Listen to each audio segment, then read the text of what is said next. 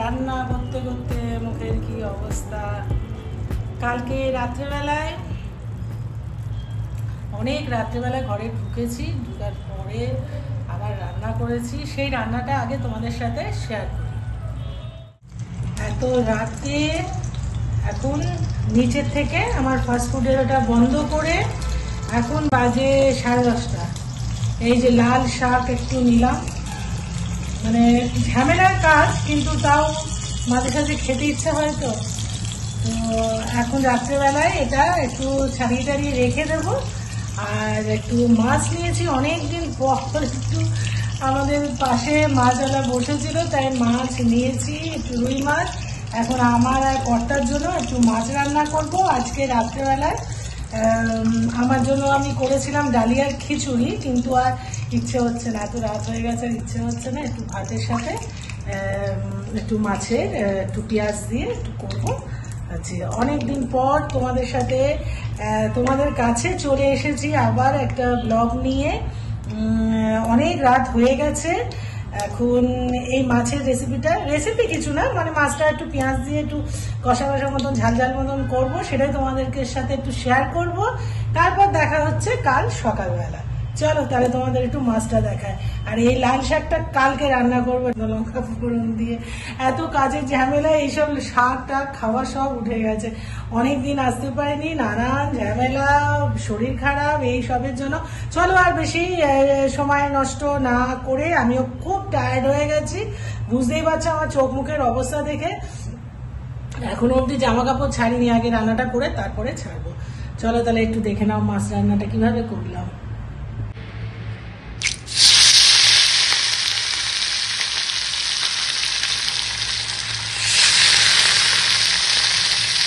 আমাদের দুজনের জন্য রাত্রেবেলায় একটু মাছের ওর জন্য একটা পেটি, কারণ আজকে আর কোনো সবজি টবজি কিচ্ছু করিনি। এই বেশ ভালো একেবারে রুই মাছটা পেয়েছি, তো এগুলো কালকে করব। আজকে আপাতত এই 4টে পিস করে নিচ্ছি। এই যে এখানে মাছগুলো আবার ভাজা হয়ে গেছে, তার সাথে সাথে এখানে টমেটো, কাঁচা লঙ্কা, ধনেপাতা আর পেঁয়াজ কেটে রেখেছি।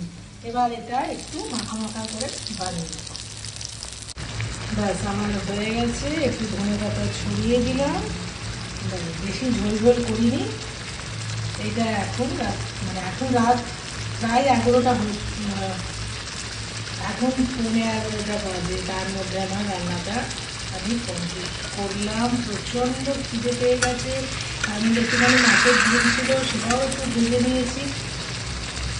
যাই হোক, আমার আর মাছটা আজকে খুব ফ্রেশ ছিল, তারপর যাই হোক আমার রান্নাবান্না হয়ে গেছে। এখনো জামা কাপড় কিছু ছাড়িনি। এই যে রান্না, এখন ঘড়িতে বাজে 11টা। প্রচণ্ড খিদে পেয়েছে, এই রান্নাটা হয়ে গেল। এইবারে নিশ্চিন্তে একেবারে ফ্রেশ হয়ে খেতে বসবো। চলো তাহলে কালকে দেখা হচ্ছে তোমাদের সাথে আবার কালকে একটা খুব সুন্দর রেসিপি তোমাদের সঙ্গে শেয়ার করবো। প্লিজ সাথে থেকো, আর অবশ্যই আমার জন্য ওয়েট করো। চলো, গুড নাইট। এই হলো আমার রুই মাছের কালিয়া, ঝটপট করে খুব জলদি এটা বানিয়ে নেওয়া যায়। এই রেসিপিটা যারা ঝাল খেতে আর একটু শুকনো শুকনো গায়ে মাখা মাখা এরকমভাবে খেতে পছন্দ করো, তারা অবশ্যই ট্রাই করতে পারো। গুড মর্নিং সবাই, কেমন আছো? অনেক দিন পর আজ ব্লগ নিয়ে তোমাদের কাছে চলে এসেছি। লাইফ অন থেকে রীতা শর্মা। আজকে একটা বেশ সুন্দর একটু রেসিপি রয়েছে, কয়েকটা ভেজ ননভেজ সব তোমাদের সাথে শেয়ার করব। দেখো বাইরেটা কি প্রচণ্ড, জাস্ট 2 দিন হলো আমাদের এখানে গরম পড়েছে, তার মধ্যে বৃষ্টি হয়েছে, মানে খুব সুন্দর ওয়েদারটা ছিল। তো এখন এতটা রোদ আর মানে বেশ ভালো। আমার যেহেতু টপ ফ্লোর, তার জন্য আমাদের একটু মানে ভালোই গরমটা লাগে এই দুপুরের টাইমে। তারপর হাওয়া ছাড়লে তো বিকেল থেকে প্রচণ্ড ওই যে গাড়ির আওয়াজ, বাপরে বাপ।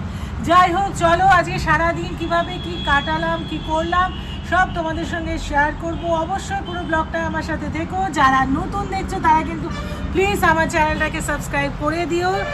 আর তাদের নিশ্চয়ই নতুন যারা দেখছো তাদের আমার এই যে ভিউটা দেখাচ্ছি ব্যালকনি থেকে নিশ্চয়ই তোমাদের খুব ভালো লাগবে। আমার এখানটায় অনেকটাই সময় ঘরে যখন থাকি আমার বেশ কেটে যায় এগুলো দেখতে দেখতে। চলো আর সময় নষ্ট না করে আজকে ব্লগটা শুরু করে দিই। সকালবেলায় আগে নিরামিষ রান্না করে নিয়ে এখন আমিষ রান্না, মানে এটা হচ্ছে চিকেন কারি। এখন এটা আমার কাস্টমারদের জন্য, মানে এটা আমার আজকে একটু অর্ডার আছে কয়েকটা প্লেটের, তো সেটা আমি ঘরে বানিয়ে নিচ্ছি।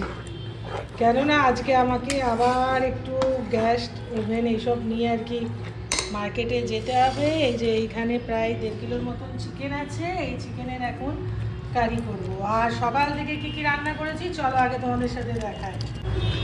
এই যে এখানে করেছি, অন্য সময় রসুন দিয়ে করি, আজকে যেহেতু আমাদের নিরামিষ তার জন্য রসুনের কিছু নেই। শুকনো লঙ্কা কালো জিরে ফোড়ন দিয়ে লাল শাক বানিয়েছি, অনেকদিন পর লাল শাকটা করলাম। আর এইখানে করেছি পনিরের তরকারি, আলু পনির দিয়ে। একটু গ্রেভি রাখতে হয়, কেননা মা খেতে পারে না শুকনো, তাই একসাথে আমাদের 3 জনের হয়ে গেছে। আর এইখানে করে নিয়েছি একটু ডাল সেদ্ধ। এটাকে ভালো করে আগে কষাবো চিকেনের এই গ্রেভিটা, তারপর আস্তে আস্তে করে চিকেন দেবো। অবশ্যই আলু দিয়ে করব, কারণ সবাই আবার চিকেনের সাথে সাথে চিকেন কষা বলবে, আবার বলবে আলু নেই। তো জিরে ধনে শুকনো লঙ্কা সব কিছু দিয়ে পেঁয়াজ বাটা দিয়ে করছি আজকে আমি এটা। অন্য সময় পেঁয়াজটাকে টুকরো মানে কেটে ওটা দিয়ে করি, আজকে আমি এটা সম্পূর্ণটা পেঁয়াজ বাটা দিয়ে রান্নাটা করছি। দেখো এখানে তেলটা ছেড়ে এসেছে আর একদম মানে একটু লেগেও যাচ্ছে। তো আমি এখন এখানে চিকেনটাকে অ্যাড করে দেব।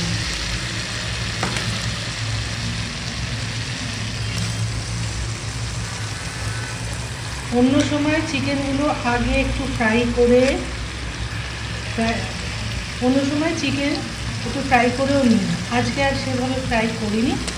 একসাথে এই মশলাটার সাথে ভালোভাবে বেশ অনেকটা সময় নিয়ে এখন কষবো। ভালো করে এখন মশলাটার সাথে মশলাটা যদি আগে ভালো মতো মানে পেঁয়াজের যেটাখানে শুধু আমি পেঁয়াজ আদা রসুন আর শুকনো লঙ্কা বাটাটা আগে করে রেখেছিলাম, আর টমেটো কিন্তু দিইনি, টমেটোটা আমি পরে দিই। আর তার সাথে দেখতে পেলে ওখানে আমি হলুদ নুন জিরে ধনে সব কিছু দিয়ে দিয়েছি। দিয়ে মশলাটা যখন ভালোভাবে রেডি হয়েছে তারপরেই কিন্তু আমি চিকেনটা এখানে মিক্স করছি। এটা হতে থাক বেশ কিছুক্ষণ, এখন একটু কষাই, তারপর আবার আসছি। মাইক্রোওভেনে একটু গরম জল করে নিয়েছি। গরম জলটা দিলে না খুব ভালো, মানে এই যে এটা যে কষা হচ্ছে, তো এইখানে একটু একটু করে গরম জল দিয়ে করলে না এটা মশলাটাও লেগে যাবে না, আর ভালো এটা কষানোটাও ভালো হবে। একটু একটু দিয়ে এখন আমি এটাকে কষাবো একটু টাইম নিয়ে, তারপর এর মধ্যে আলু দেবো।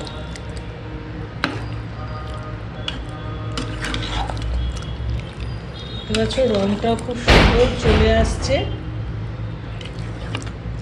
আমি তো এই ইন্ডিয়ান রান্না মানে এই মাছ মাংস এইসবের সময়তে কিন্তু খুব সামান্য একটু চিনি দিয়ে দিই টেস্টের জন্য, অনেকেই দেয় আমার মনে হয়,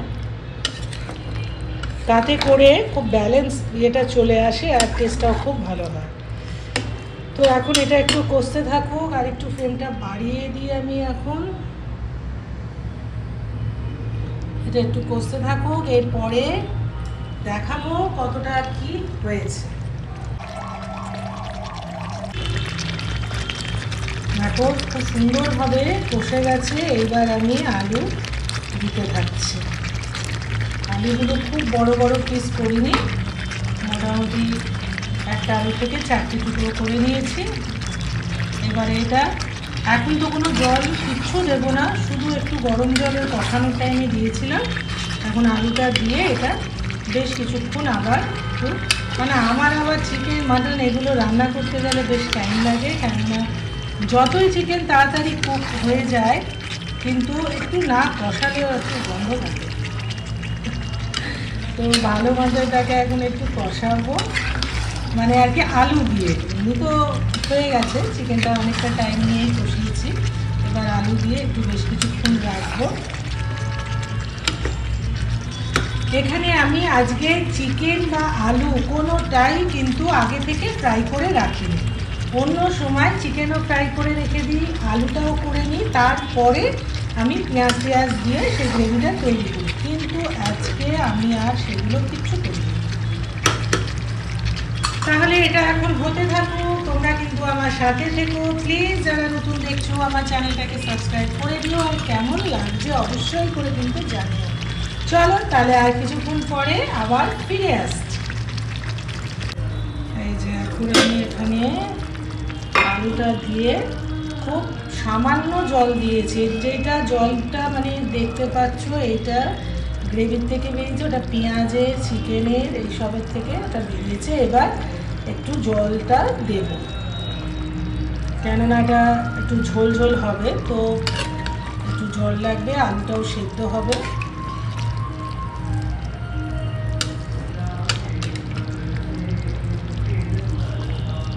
আর এই গরম জলটা করে রেখেছিলাম আমি, এটা বেশ কিছুটা দিয়ে দিলাম।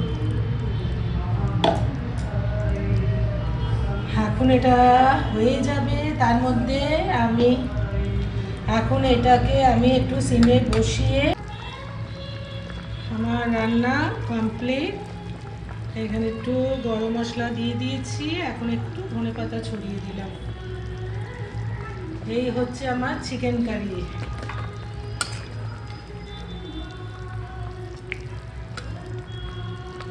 এটা মানে একটু ঝোল ঝোল রেখেছি, কেননা প্রত্যেকেই বলবে একটু ঝোল দিন একটু ঝোল দিন করতে করতে, তখন আবার সেই গরম জল করে ঝোল করতে হয়। তার চেয়ে ভালোভাবে একটু ঝোল করে নিয়েছি।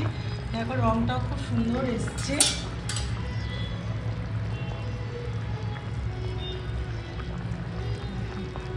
যাই হোক, আমার এখন হয়ে গেছে। এবার আমি একটু মার্কেটে যাব, সেটার জন্য এখন প্রস্তুতি। কিরম লাগলো তোমাদের অবশ্যই জানিও। ব্যাস এখন আমার হয়ে গেছে, এখন রেডি হয়ে বাইরে বেরোচ্ছি। আবার আরেকদিন চলে আসবো তোমাদের কাছে একটা নতুন ব্লগ নিয়ে। সবাই খুব ভালো থেকো, সুস্থ থেকো, টাটা।